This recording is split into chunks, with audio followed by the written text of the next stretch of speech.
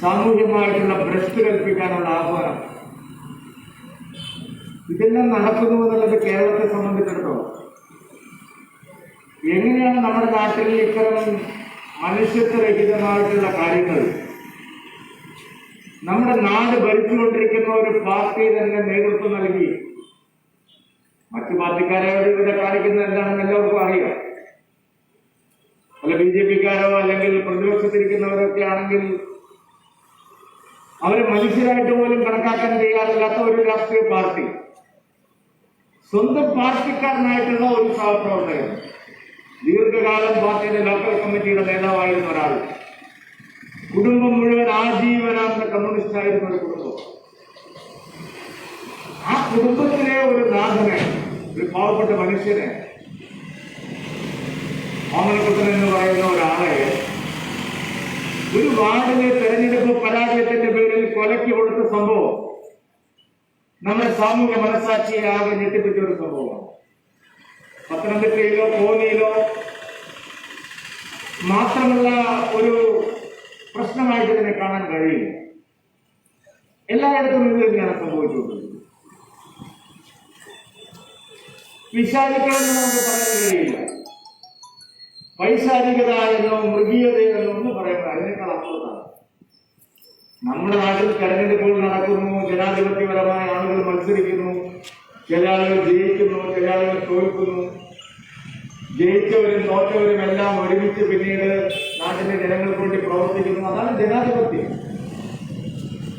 ഒരു സംസ്ഥാന ഭരണം നഷ്ടപ്പെട്ടതല്ല, ഒരു കേന്ദ്ര ഭരണം നഷ്ടപ്പെട്ടതല്ല, ഒരു പാർലമെന്റ് അംഗത്വം നഷ്ടപ്പെട്ടതല്ല, ഒരു MLA സ്ഥാനം നഷ്ടപ്പെട്ടതല്ല, ഒരു പഞ്ചായത്ത് മെമ്പർ സ്ഥാനം നഷ്ടപ്പെട്ടതിന്റെ പേരിലാണ് ഒരു നിരപരാധിയായ ഒരാളെ കൊലയ്ക്ക് കൊടുത്തതെന്ന് പറഞ്ഞാൽ എന്ത് മാനസിക മൂല്യങ്ങളെ കുറിച്ചാണ് ഈ നാട്ടിലെ കമ്മ്യൂണിസ്റ്റ് പാർട്ടി സംസാരിച്ചുകൊണ്ടിരിക്കുന്നത്?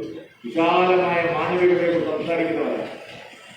വടക്കേ ഇന്ത്യയിൽ എവിടെയെങ്കിലും ഒരു കാക്ക കരണ്ട് കമ്പ് അടിച്ച് ചത്താലയുടെ പ്രതിഷേധ പ്രകടനം നടത്തുന്നവരാണ്.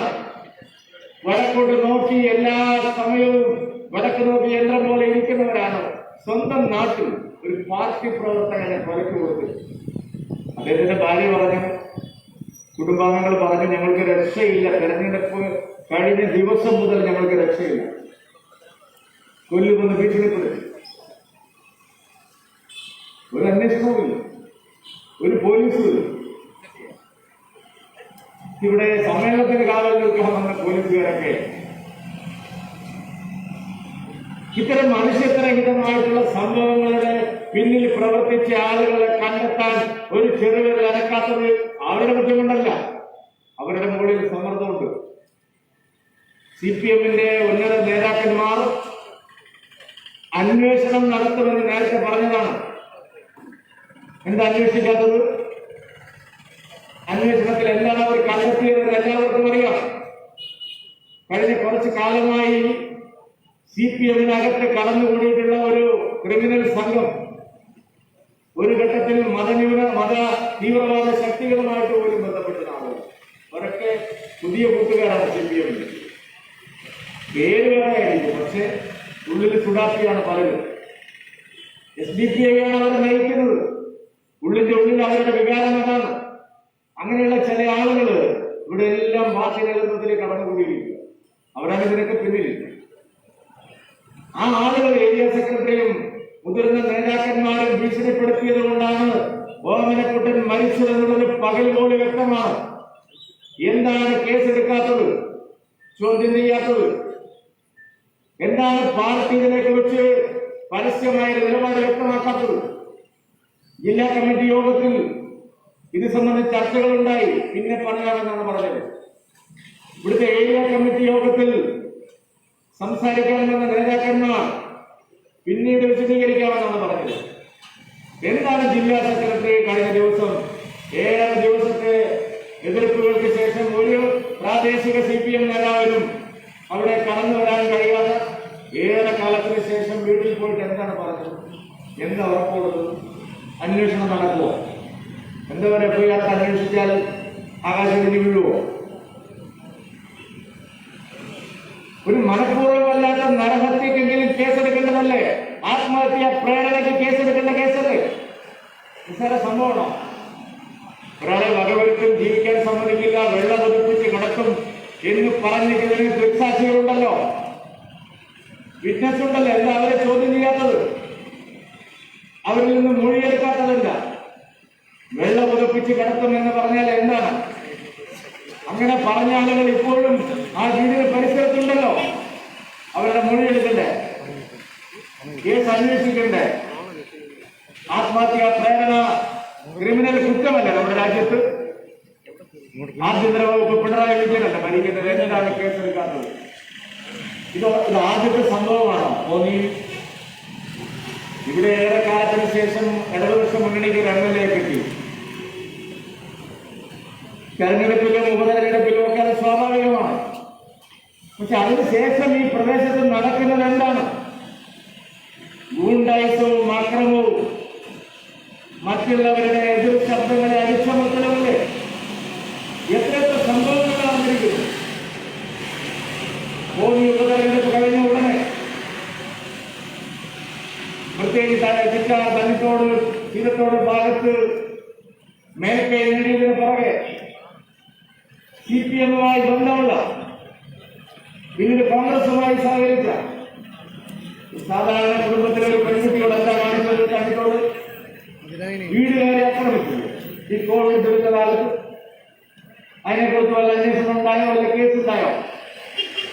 ഒരു പെൺകുട്ടിയെ വീട്ടിൽ കയറി പരസ്യമായി ആക്രമിച്ച് ഭവനഭേദനം നടത്തിയ കേസ് കേട്ടുമാറ്റി കളഞ്ഞു. വേറൊരു പെൺകുട്ടിയുടെ കാര്യം ആശാ ജയകുമാർ, ഇത് നാട്ടിലല്ലേ? ആശാ ജയകുമാർ എന്ന് പറയുന്ന ഒരു പെൺകുട്ടിയോട് CPM-ന്റെ നേതാക്കന്മാർ കാണിച്ച ക്രൂരത, ഭീഷണിപ്പെടുത്തി, പകൽ വന്ന് ഭീഷണിപ്പെടുത്തി, രാത്രിയിൽ വന്ന് ഭീഷണിപ്പെടുത്തി, അവരെ എഴുതി വെച്ച് ആത്മഹത്യയുടെ സംഭവം ഉണ്ടായില്ലേ? എന്താ കേസ്? എന്താ അന്വേഷണം നടത്താത്തത്? ഒറ്റപ്പെട്ട സംഭവമല്ല, നിരവധി സംഭവങ്ങൾ തുടർച്ചയായിട്ടുണ്ടാവുന്നു. എന്തുകൊണ്ടാണ് തുടർച്ചയായിട്ട് ഉണ്ടാവുന്നത്? ഇത്തരം സംഭവങ്ങളിൽ ഒരു നടപടി എടുക്കാൻ പോലീസ് തയ്യാറാവുന്നില്ല, ഭരണകൂടങ്ങൾ തയ്യാറാവുന്നില്ല. പോലീസിന് മൂക്ക് കയറിത്തിരിക്കുകയാണ്. പാർട്ടി നേതാക്കന്മാർ പറയുന്നത് പോലെയാണ് പോലീസ്. അവരുടെ അടിമകളായിട്ടാണ് പ്രവർത്തിക്കുന്നത്.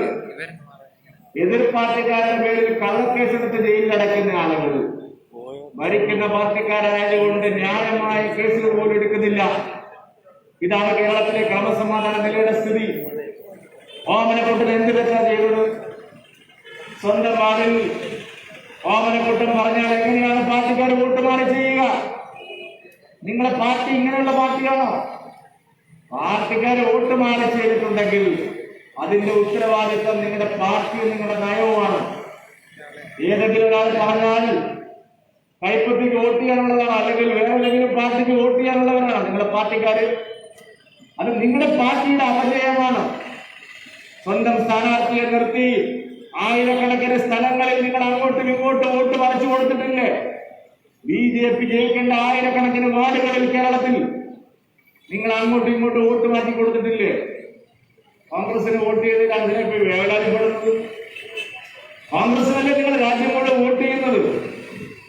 5 സംസ്ഥാനങ്ങളിൽ നിയമസഭാ തെരഞ്ഞെടുപ്പ് ഏപ്രിൽ മാസം വരികയാണ്. നിങ്ങൾ ആർക്കാ വോട്ട് ചെയ്യുന്നത്? ബംഗാളിൽ കോൺഗ്രസും CPM-ഉം പരസ്യമായ സീറ്റ് ധാരണയിലെത്തി. തമിഴ്നാട്ടിൽ കോൺഗ്രസും CPM-ഉം പരസ്യമായ സീറ്റ് ധാരണയിലെത്തി. കേരളത്തിലും പല മണ്ഡലങ്ങളിലും നിങ്ങൾ സീറ്റ് ധാരണയിലാണ്. തിരുവനന്തപുരം കോർപ്പറേഷനിൽ നിങ്ങൾ അധികാരത്തിൽ വന്നത് BJP-യെ പരാജയപ്പെടുത്തിയത് ഇതേ കൈപ്പത്തിക്കാരുടെ വോട്ട് കൊണ്ടാണ്. കോൺഗ്രസ് CPM-നെ സഹായിക്കുന്നു, CPM കോൺഗ്രസിനെ സഹായിക്കുന്നു. ഇത് രാജ്യവ്യാപകമായി നടക്കുന്ന കാര്യമാണ്. ഒരു വാർഡിൽ CPM-നെതിരായിട്ട് കുറച്ച് ആൾക്കാർ അവരുടെ പാർട്ടിക്കാർ വേറെ പാർട്ടിക്ക് വോട്ട് ചെയ്തു എന്ന് പറഞ്ഞാൽ അതിന്റെ പേരിൽ കൊല്ലുകയാണെങ്കിൽ ആദ്യം കൊല്ലേണ്ടത് സീതാറാം യെച്ചൂരിയല്ലേ? നിങ്ങളുടെ പാർട്ടിക്കാരുടെ വോട്ട് മുഴുവൻ കോൺഗ്രസിന് രാജ്യവ്യാപകമായി മറിച്ചു കൊടുക്കുന്ന CPIM പാർട്ടി, അതൊരു കുറ്റമാണെങ്കിൽ ആദ്യം കൊല്ലുന്നത് സീതാറാം യെച്ചൂരിയല്ലേ?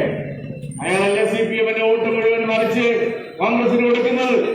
ഒരു പഞ്ചായത്ത് തെരഞ്ഞെടുപ്പിൽ പരാജയപ്പെട്ടു എന്നുള്ളതിന്റെ പേരിൽ പാവപ്പെട്ട സ്വന്തം പാർട്ടിക്കാരന്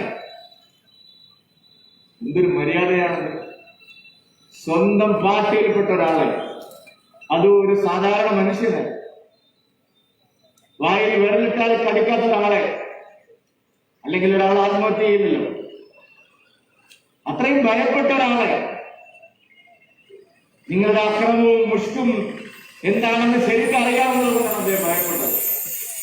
അങ്ങനെ ഒരു മനുഷ്യനെ, നിരപരാധിയായ ഒരാളെ കൊലയ്ക്ക് കൊടുത്തിട്ട് ഒരു വാക്ക്, നല്ല വാക്ക് നിങ്ങൾ പറഞ്ഞോ? നിങ്ങളുടെ പാർട്ടി ഒരു മാനവികതയുള്ള പാർട്ടിയാണോ? മനുഷ്യത്വമുള്ള പാർട്ടിയാണോ? ആ കുടുംബത്തോട് നിങ്ങൾ ചെയ്ത തെറ്റിന് നിങ്ങളുടെ പാർട്ടിയുടെ സംസ്ഥാന നേതാക്കന്മാരോ MLA-മാരോ ജില്ലാ നേതാക്കൾ ആരെങ്കിലും ഞങ്ങൾക്കൊരു തെറ്റുപറ്റി എന്നെങ്കിലും നിങ്ങൾ പറയാൻ തയ്യാറായോ? കുറ്റം ആരോപിക്കപ്പെട്ടവര് സാധാരണ ക്രിമിനലുകളല്ല, ബ്രാഞ്ച് കമ്മിറ്റി അംഗങ്ങളല്ല, ലോക്കൽ കമ്മിറ്റി അംഗങ്ങളല്ല. കുറ്റാരോപിതനായി നിൽക്കുന്നത് ഏരിയ സെക്രട്ടറിയാണ്, ജില്ലാ കമ്മിറ്റി അംഗങ്ങളാണ്. അത്രയും ഗൗരവമായിട്ടുള്ള കേസാണിത്. എന്തുകൊണ്ടാണ് കേസെടുത്ത് അന്വേഷിച്ച് കുറ്റവാളികളെ നിയമത്തിന് മുമ്പിൽ കൊണ്ടുവരാത്തത് എന്നുള്ള ന്യായമായ ചോദ്യമാണ് ഞങ്ങൾ ചോദിക്കുന്നത്. രാഷ്ട്രീയമൊന്നുമില്ല. ഈ സമരം രാഷ്ട്രീയ പ്രേരിതമായിട്ടുള്ള സമരമല്ല. നീതി നിഷേധിക്കപ്പെട്ട ഒരു കുടുംബത്തിന് നീതി ലഭ്യമാക്കുക എന്നുള്ള സാമാന്യ നീതിക്ക് വേണ്ടിയുള്ള പോരാട്ടമാണ്. അല്ലാതെ ഇതിൽ പൊളിറ്റിക്സ് ഒന്നുമില്ല. ഒരു BJP-കാരൻ മരിച്ചു എന്നാ പിന്നെ ഒരു സമരം നടത്താം, അങ്ങനെയല്ല. ഏത് മനുഷ്യനാവട്ടെ, ഏത് പാർട്ടിക്കാരനാവട്ടെ, ആ കുടുംബത്തിന് ഇനി ആര് അതിന് പകരം വയ്ക്കും? നിങ്ങള് ഈ വർഗീയ ലഹളകളിലും അക്രമങ്ങളിലും എല്ലാം പരസ്പരം കുത്തിച്ചാവുമ്പോ അവർക്കൊക്കെ നിങ്ങൾ കൊണ്ടുപോയി സംസ്ഥാന ഗവൺമെന്റിന്റെ എത്ര കാശ കൊടുക്കുന്നത്? രാഷ്ട്രീയ കൊലപാതകങ്ങൾ മരിച്ചാൽ, ഗ്രൂപ്പിസത്തിന്റെ പേരിൽ മരിച്ചാൽ എത്ര പൈസയാണ് മുഖ്യമന്ത്രി ദുരിതാശ്വാസ നിധിയിൽ നിന്ന് 25-50 ലക്ഷം കൊടുക്കുന്നത്? ഇവരാരെങ്കിലും മരിച്ചിട്ട് നിങ്ങൾ ഒരു നല്ല വാക്കെങ്കിലും പറഞ്ഞോ? നിങ്ങൾ എന്തെങ്കിലും കൊടുത്തോ? അവരെങ്ങനെ ജീവിക്കും? അവർക്കുണ്ടായ നഷ്ടത്തിന് ആര് ഉത്തരം പറയൂ? എന്തുകൊണ്ടാണ് നിങ്ങൾ ചില സ്ഥലങ്ങളിൽ കാണിക്കുന്ന നീതി ഇത്തരം പാവപ്പെട്ടവരുടെ കാര്യത്തിൽ കാണിക്കാത്തത്?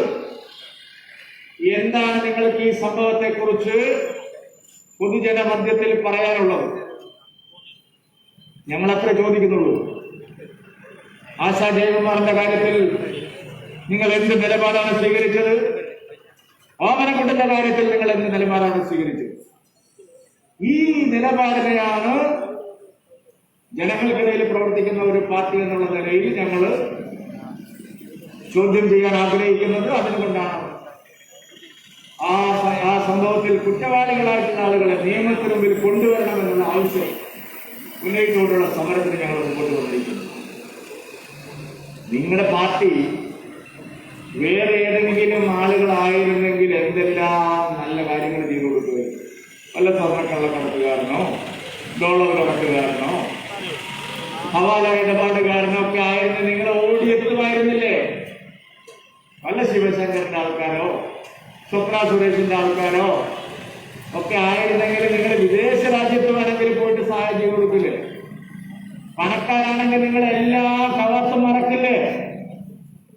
ഈ നാട്ടിലെ അഴിമതിക്കാർ, അധോലോക സംഘങ്ങൾ, രാജ്യദ്രോഹികൾ, കള്ളക്കടത്തുകാര്, അവരൊക്കെ നിങ്ങളെ കൂട്ടുകാരല്ലേ? അവർക്കെല്ലാം വേണ്ടി നിങ്ങൾ എന്തെല്ലാം ചെയ്തു കൊടുക്കും? നോക്കൂ, നിങ്ങൾ എല്ലാ നേതാക്കന്മാരും അവരവരുടെ കുടുംബത്തിന്റെ കാര്യം ആദ്യം സുരക്ഷിതമാക്കുകയാണ്. ഈ കുടുംബത്തിനുള്ള ആരുത്തരം പറയും. നിങ്ങൾ MLA ആയ ശേഷം ആദ്യം എന്താ ചെയ്യുന്നത്? എന്നാ ഇരിക്കട്ടെ, എല്ലാ മാനദണ്ഡങ്ങളും ഒഴിവാക്കി പാവപ്പെട്ടവരെല്ലാം മറികടന്നു സർവീസ് സഹകരണ ബാങ്കില് ഉന്നതമായിട്ടുള്ള ജോലി ആദ്യം. നമ്മുടെ നാട്ടിലെ തൊഴിലില്ലായ്മ എല്ലാം പരിഹരിക്കുക. ഇപ്പൊ നാട്ടിൽ എന്താ നടക്കുന്നത്?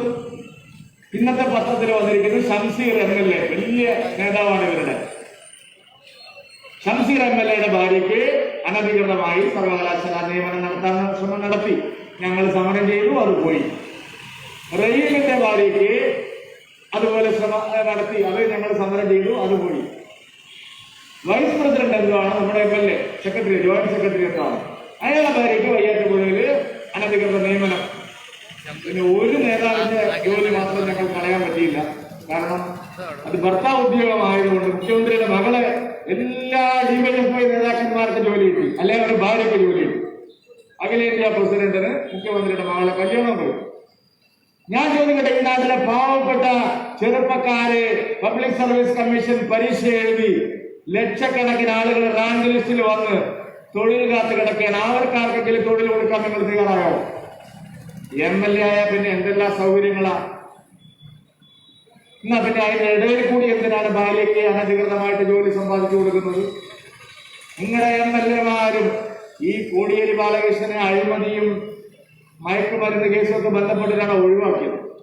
അതിന് പകരം ഒരു സെക്രട്ടറിയെ കൊണ്ടുവന്നു, വിജയരാഘവൻ. അയാളെന്താ ചെയ്യുന്നത്? അയാൾ കേരള വർമ്മ കോളേജിൽ അയാളുടെ ഭാര്യയെ അനധികൃതമായിട്ട് പ്രിൻസിപ്പൾ ആക്കാൻ നോക്കി. ഈ പാർട്ടിയിൽ എല്ലാവരും എങ്ങനെ ആയിപ്പോയാൽ എന്ത് ചെയ്യും? കുറച്ചെങ്കിലും ഒരു സാമാന്യമായിട്ടുള്ള മര്യാദ വേണ്ടേ?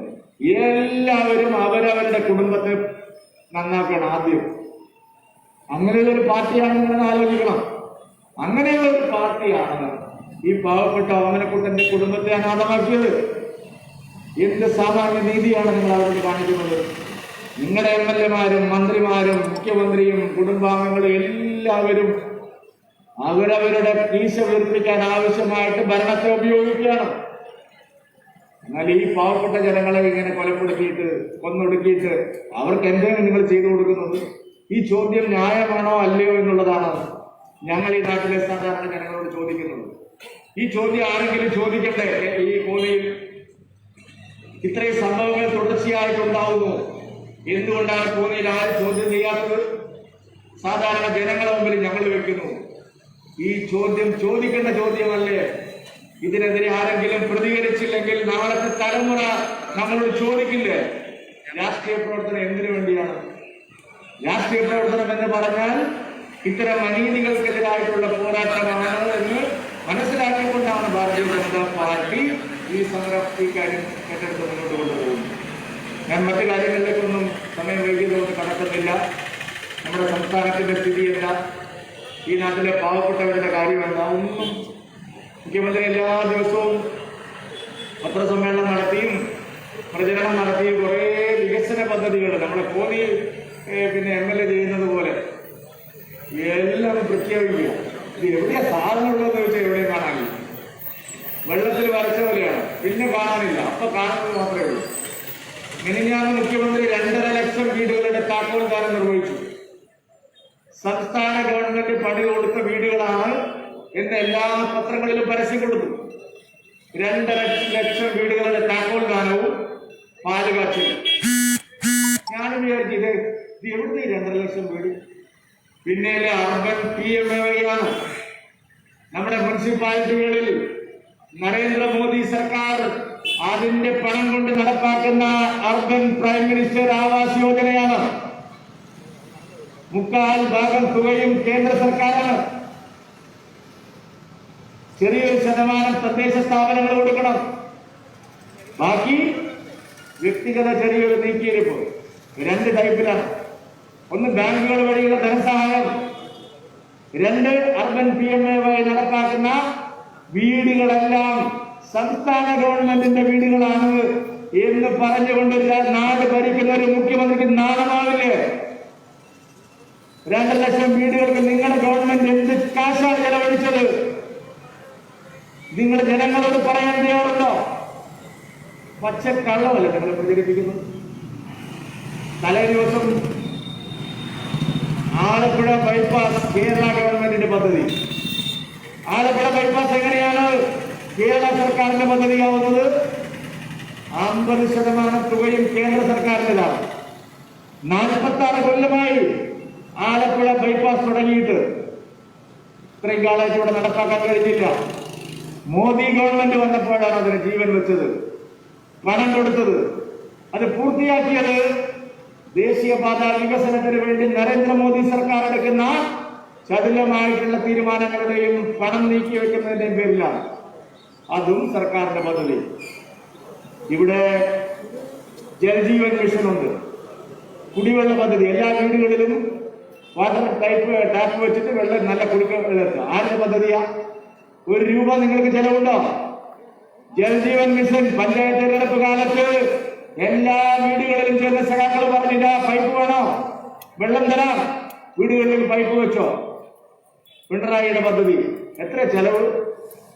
പ്രിയപ്പെട്ടവരെ, ജൽജീവൻ മിഷൻ നരേന്ദ്രമോദിയുടെ പദ്ധതിയാണ്. 2024 രാജ്യത്തെ എല്ലാവർക്കും കുടിക്കാൻ ശുദ്ധജലം എത്തിക്കുന്ന മോദിയുടെ പ്രസ്റ്റീജിയസ് പ്രോജക്റ്റ് ആണ്. ആ പദ്ധതിക്ക് ഈ വർഷം കേരളത്തിൽ 893 കോടി രൂപയാണ് കേന്ദ്രം ചെലവഴിച്ചിരിക്കുന്നത് ഈ ഒറ്റ സാമ്പത്തിക വർഷത്തിൽ. ഞാൻ എണ്ണി പറയുന്നില്ല, എത്രയെത്ര സംഭവങ്ങൾ. സൗജന്യ വൈദ്യുതി പത്തനംതിട്ട ആയതുകൊണ്ട്, കോന്നി ആയതുകൊണ്ടാണ് ഞാൻ പറയുന്നത്. കൂടംകുളത്ത് നിന്ന് കൊച്ചി വരെയുള്ള 2250 കോടി രൂപയും കേന്ദ്രം, 1 രൂപ സ്റ്റേറ്റിന് ചെലവില്ല. കൂടംകുളം പദ്ധതി VS അച്യുതാനന്ദന്റെ കാലത്ത് അദ്ദേഹത്തിന്റെ എതിർപ്പ് കൊണ്ട് മുടങ്ങിയതാണ്. മുഴുവൻ തുകയും കേന്ദ്ര സർക്കാർ. എന്നിട്ട് അതിന്റെ ഉദ്ഘാടനം നടത്തുമ്പോൾ ഒരു കേന്ദ്രമന്ത്രിയെയും വിളിച്ചില്ല, അതും പിണറായി വിജയൻ. കേരള സർക്കാർ പദ്ധതിയാക്കി മാറ്റുന്നു.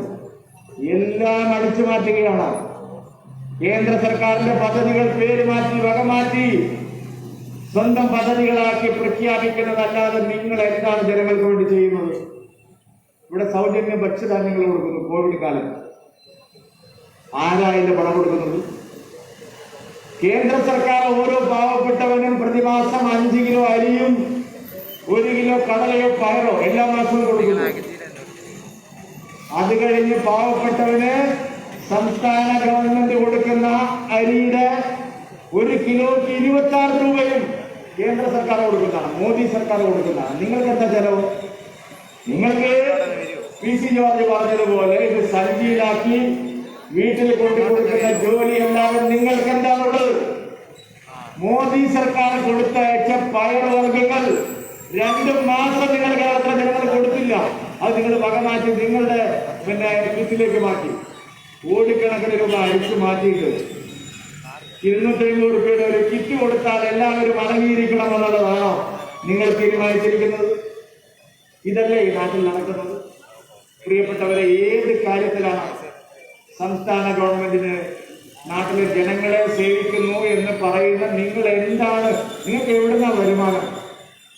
കേരളത്തെ കടക്കെണിയിലാക്കി കിഫ്ബിയിൽ നിന്ന് ലോൺ എടുത്ത് ചെറിയ പലിശക്ക് കിട്ടേണ്ട ലോണ് വലിയ പലിശക്ക് വിദേശ രാജ്യങ്ങളിൽ നിന്ന് പോയി ലോൺ എടുത്ത് പ്രത്യുൽപാദനപരമല്ലാത്ത ആവശ്യങ്ങൾക്ക് ചെലവഴിച്ച് അതിൽ നിന്ന് കോടിക്കണക്കിന് രൂപ അടിച്ചു മാറ്റി ധനകാര്യമന്ത്രി സർക്കാർ.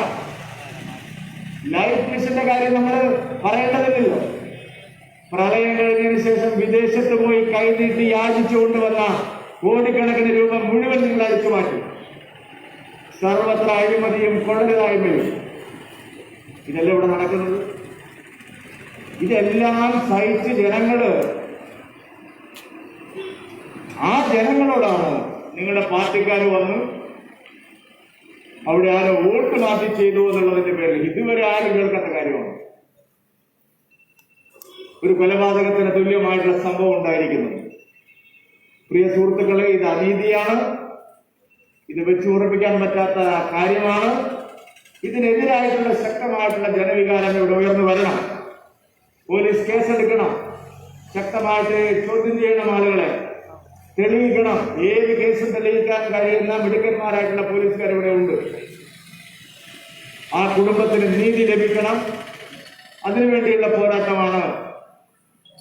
കേസെടുത്ത് ശക്തമായി അന്വേഷിച്ച് ആത്മഹത്യാ പ്രേരണയ്ക്ക് കുറ്റവാളികൾക്കെതിരായി കേസെടുക്കുന്നത് വരെ തുടർ പ്രക്ഷോഭങ്ങൾ നടത്താൻ കോന്നിയിലെ പാർട്ടി പ്രവർത്തകരോട് ഞാൻ അഭ്യർത്ഥിക്കുകയാണ്. വരും ദിവസങ്ങളിൽ ഇതിനേക്കാൾ കൂടുതലായിട്ടുള്ള ശക്തമായിട്ടുള്ള സമരങ്ങൾ ഉണ്ടാവുമെന്ന് പ്രതീക്ഷിക്കാം. ഈ കാര്യത്തിൽ CPM-ന്റെ നേതാക്കന്മാർ, മുഖ്യമന്ത്രി, ആഭ്യന്തര വകുപ്പ് കൈകാര്യം ചെയ്യുന്ന മുഖ്യമന്ത്രി അടക്കം ഈ കാര്യത്തെക്കുറിച്ചൊരു നിലപാട് വിശദീകരിക്കണം. കുറ്റവാളികളെ നിയമത്തിന് മുമ്പിൽ ഹാജരാക്കണം. കുടുംബത്തിന് നീതി ലഭ്യമാക്കണമെന്ന് ഒരിക്കൽ കൂടി ആവശ്യപ്പെട്ടുകൊണ്ട് ഈ സമരം ഔപചാരികമായി ഉദ്ഘാടനം ചെയ്ത് അറിയിച്ചുകൊണ്ട് നിർത്തുന്നു. നിങ്ങൾക്ക് നമസ്കാരം. വന്ദേ മാതരം.